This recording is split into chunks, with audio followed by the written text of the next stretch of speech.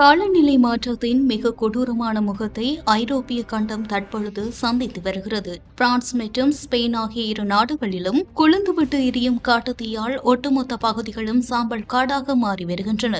8.5 லட்சம் மக்கள் வாழும் பிரான்சின் போர்டோ நகரின் புறநகர் பகுதி வரை தீ நெருங்கிவிட்டதால் ஒட்டுமொத்த பிராந்தியமும் போர்க்களமாக மாறியுள்ளது. பல்லாயிரக்கணக்கான மக்கள் விளையாட்டு அரங்குகளிலும் கண்காட்சி மையங்களிலும் அகதிகளாக தஞ்சம் புகுந்துள்ள இந்த அவல நிலையின் முழு விவரங்களை இப்போது விரிவாக பார்க்கலாம்.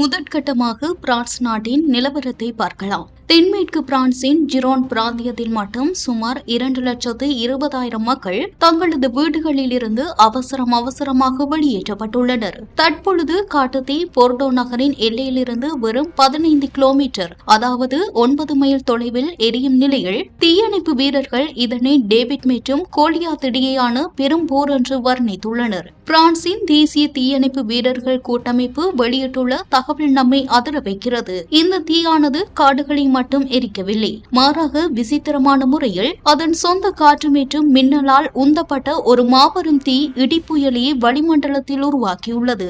நிலைமை மோசமடைந்ததை அடுத்து போர்டோவிற்கு தெற்கே ஸ்பெயினுக்கு செல்லும் முக்கிய நெடுஞ்சாலை முற்றிலும் துண்டிக்கப்பட்டுள்ளது.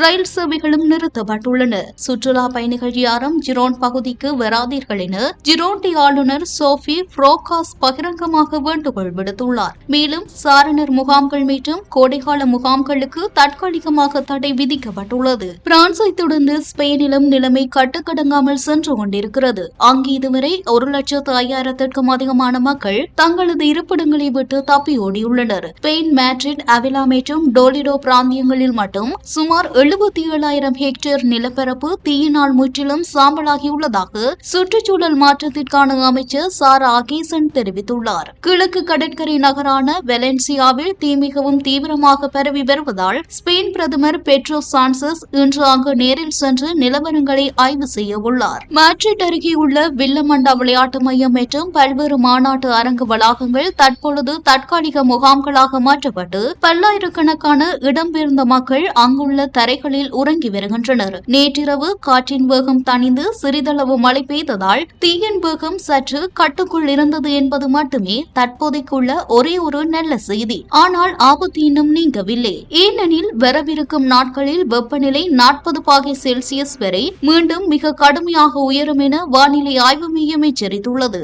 இதனால் தீ மேலும் தீவிரமடைந்து புதிய பகுதிகளுக்கு பரவக்கூடும் என்பதால் தீயணைப்பு துறையினர் உச்சகட்ட எச்சரிக்கையில் வைக்கப்பட்டுள்ளனர். நிலைமையின் தீவிரம் காரணமாக பிரெஞ்சு அதிபர் இமானுவேல் மேக்ரோன் அமைச்சர்களுடன் அவசர நெருக்கடி கூட்டத்தை கூட்டி ஆலோசித்து வருகிறார். இன்னும் கடினமான காலங்கள் நமக்கு முன்னாலே உள்ளன என்று தலைவர்கள் எச்சரித்துள்ள நிலையில் இயற்கையின் இந்த சீற்றத்திலிருந்து ஐரோப்பா எப்படி மீளப் போகிறது என்பதை பொறுத்திருந்துதான் பார்க்க வேண்டும்.